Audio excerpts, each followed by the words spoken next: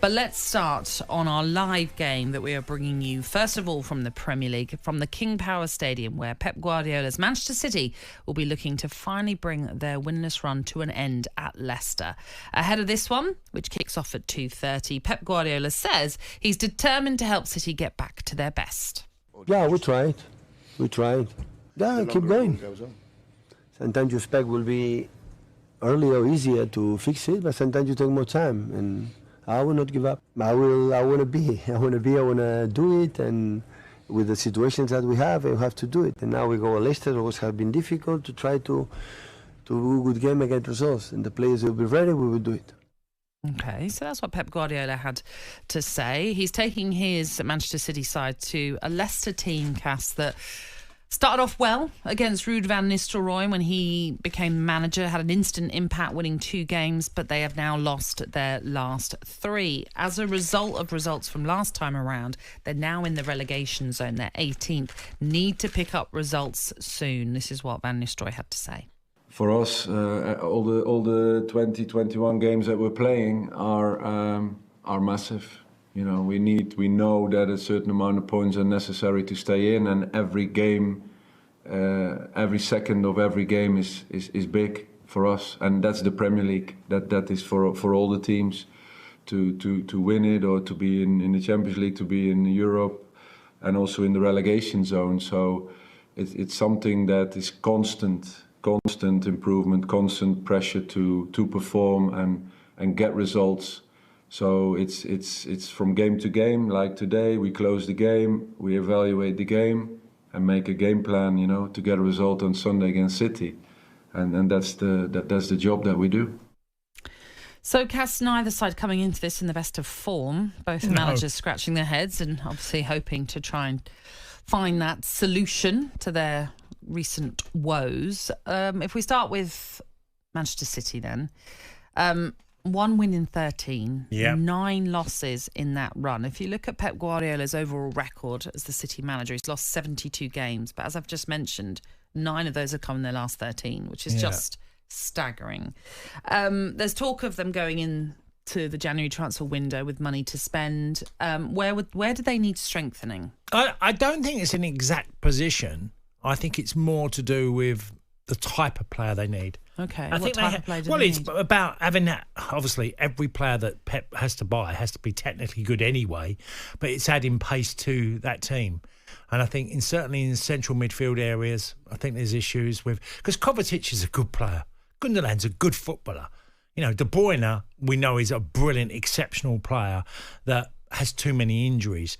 And the loss of Rodri has come at a huge price. But I just think they need a bit more legs in that position. Mm-hmm. I think, you know, is Rico Lewis the ideal replacement for Kyle Walker long term? I think that's still debatable because I think he's had a difficult period. But then he's a young man playing in a side that's experienced what they have. I mean, you said, Nat, 1 win in 13, yeah? Mm-hmm. The one win was they beat Forest 3-0. Yeah. Well, we've just paid praise to the Hill. Yeah. You know, they've beaten probably the most informed team 3-0. But they've had some dreadful... If I think back, Nat, the way they played at Bournemouth, the 2 Tottenham games, because they played Tottenham twice, one in the Cup and then in the league, watching them getting beat 4-0 at home by Spurs, who have had their difficult times as well. They've played a lot of difficult matches in that period, but they've played out of form teams that have beaten them. Man United have been out of form, and they've won at the Etihad. And okay, it wasn't like Manchester United weren't really in the game for long periods, but managed to. They've been punished for every mistake they've made. There's a real lack of belief there. I think, you go into the window, but you only go into the window to buy players that I think are a necessity. You could make an argument for a centre-half, but then they've got Aki, Akanji, Diaz, Stones, just to name a few, and others. So Diaz is another one. They've got 5 centre-halves now. What you go in the market when you've got the quality. Stones is injured way too much at the moment. For whatever reason, he's just getting injured. Diaz had a number of injuries. Aki can play centre-half. So can Akanji. Akanji's not played nowhere like he did in the summer for the international team, Switzerland. So if you look at the situation of Manchester City, then they're in this 7th in the table, and Pep Guardiola has spoken about a top 4 finish is at risk for them this season. They would need to win all remaining 20 league games to simply equal last season's tally of 28 victories, which obviously they won the title with that. And it's looking increasingly unlikely they're not going to even be in this title race unless they suddenly go on a massive turnaround in form.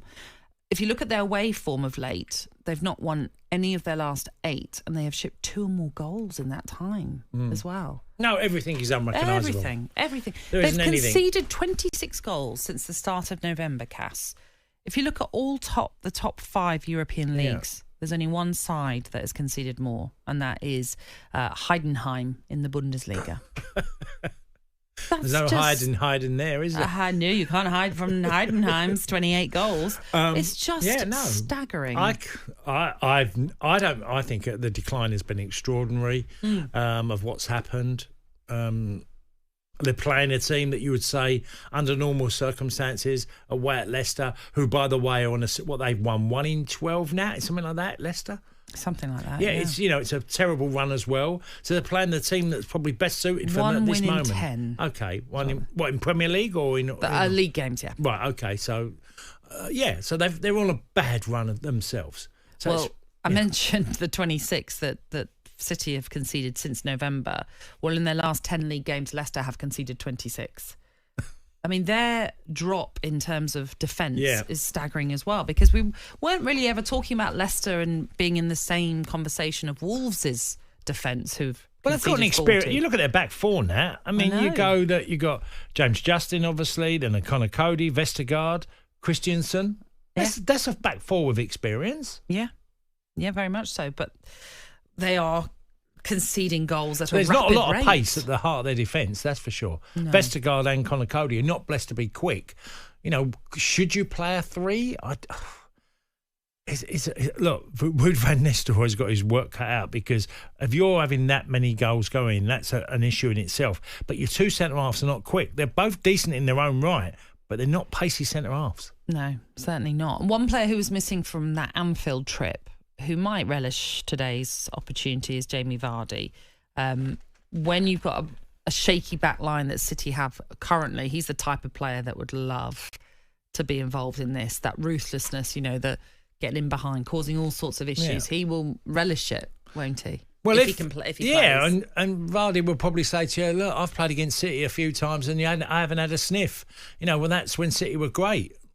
They're not. Both teams. If you're going to play City, you want to play City as they're in the form they're in. I know. Both sides will probably feel they can get something, because they've both been so out of form.